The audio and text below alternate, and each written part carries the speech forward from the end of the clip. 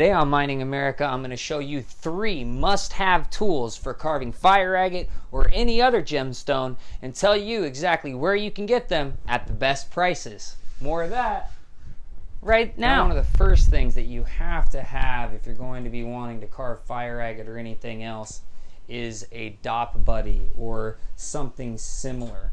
Now, when I first started trying to cut and carve stones, I was using a candle and the dop wax and the method that I had found on YouTube with Black Opals Direct. Shout out Black Opals Direct. I was using that method and I was having issues really accomplishing, what I wanted to, which was a nice secure stick. And I really didn't understand, what I was doing was not quite heating up the stones properly. And that's what I really like about having a dop buddy or something similar, is this ring right here for you to warm your stones on as the dop wax gets hot. Now, it doesn't take long for your stones to pick up the heat from this surface right here, and with them being hot, you really have the ability to get the stone on the dop in the direction that you want to, much better than I was having luck with when I was just trying to run my stone over a flame and then attach it. So this thing only cost me about 15 bucks. It was, I believe I purchased this one from Highland Park, but you can find this or a similar product just about anywhere on the internet. You can find it on Amazon.com, or you can find it at RioGrande.com or Highland Park, or just about any of the other lapidary places where you buy lapidary supplies at. Next on my list of must-have items that are cheap is this grinder that comes with a flex shaft from Central Machinery. Now, you can get this at Harbor Freight. It's a $40 item, and one of my favorite things about this is the being able to change out the collet, and the fact that you just turn it on and pick your speed with this knob right here, as fast as you want or as slow as it'll go with that knob right there, and it just stays on. Now, this has a fair amount of vibration that comes through the handle when you're holding it. It's one of the things I've noticed about this since I've first started using it, but the collet and the tool coming out, the burr coming out of the end of the handpiece, it spins in a nice perfect circle, so it does work good for actually doing carving work. The reason I keep this now that I even have a better flex shaft is because I like to be able to use different sized shaft burrs. Whereas the quick release on the flex shaft that I'm going to show you next is a 3/32. I believe this is a 1/8. Yeah, this is a 1/8, I believe, that's on there. So I can basically have, 2 tools running if I need to, and have this one in the background. And also, I'll use this one for my more dangerous cutting where the blade might end up getting caught and it might end up breaking the flex shaft, because I don't have a replacement for the other ones, whereas getting a replacement for this is not that difficult.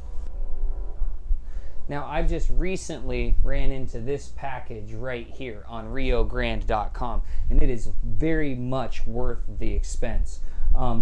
The flex shaft is a 1/6 horsepower, 20,000 max RPMs. It comes with a foot pedal, and this handpiece and wrench is what it comes with, the Prodigy flex shaft, and it's $89.99. Very, very well priced as opposed to some of the other ones that are made by Fordrum, and they are $300. Some of them are less expensive than that, but this is the part that really got me to buy this specific model, though, because there are a lot of similar hanging flex shafts like this, and most of them have handles like this, but this same company makes this quick release for the flex shaft. It's a 3/32 size, and that's the it's $42 for this flex shaft. That's such an amazing price. I mean, that's such a great price.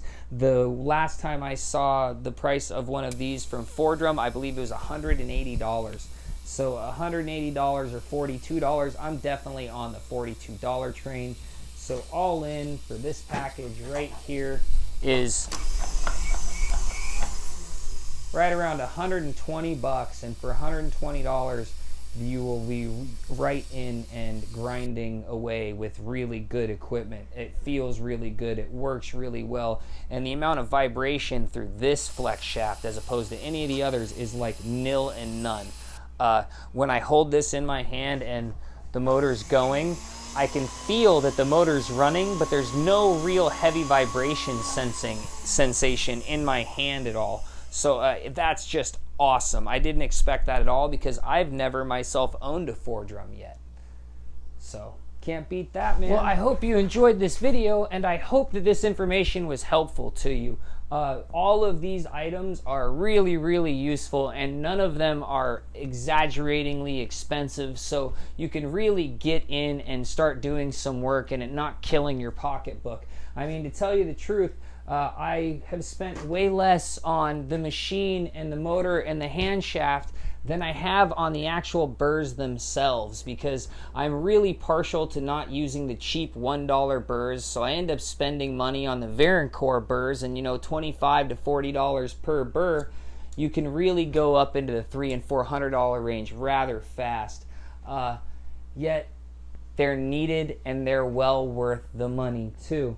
So I hope you liked the video. If you haven't already, don't forget to hit the like button and subscribe, even though I just knocked the mic down into my hand and probably bounced your eardrums real hard. I'm going to have some more videos up for you real soon. If this is an old video to you, make sure you check out some of my other videos. And I need to make a new ending credit scene, but for now, I think I'll just leave this one without it. Like, share, subscribe. You know I love you for watching, and I'll see you around some dirt soon.